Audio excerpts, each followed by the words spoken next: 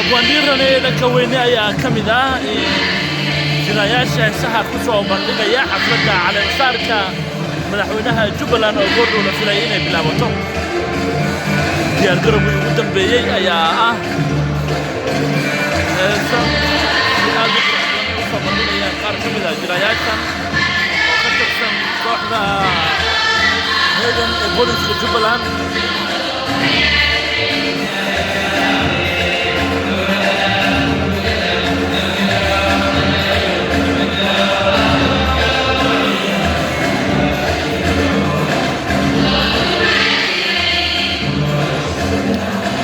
جدا أبوانير المسيرة أولى يوم بالله وحفلت على مسار